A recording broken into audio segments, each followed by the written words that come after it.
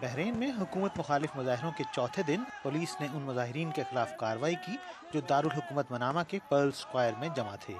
Opposition کا کہنا ہے کہ اس کارروائی میں 2 افراد ہلاک اور کئی زخمی ہو گئے۔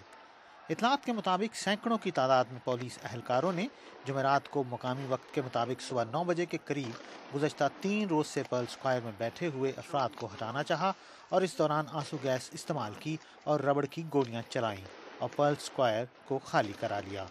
پولیس کارروائی کے بعد شہر کی سڑکوں پر فوجی ٹینک گشت کر رہے ہیں اور حکومت عوامی احتجاج کے خلاف بھرپور طاقت کا استعمال کرنے کے لیے تیار نظر آتی ہے۔ پرل اسکوائر میں موجود کچھ افراد نے بی بی سی سے بات کرتے ہوئے کہا کہ پولیس نے بغیر کسی وارننگ کے پرامن مظاہرین کے خلاف کارروائی کی۔ پرل اسکوائر میں مظاہرین میں خواتین اور بچے بھی شامل بتائے جاتے ہیں۔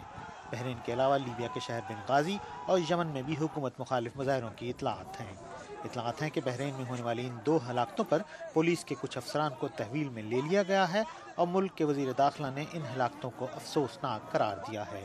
بحرین میں آبادی کی اکثریت عقائد کے لحاظ سے شیعہ ہے، جبکہ ملک کی 18ویں صدی سے قیادت شاہی خاندان کے پاس ہے جو سنی المذہب ہے۔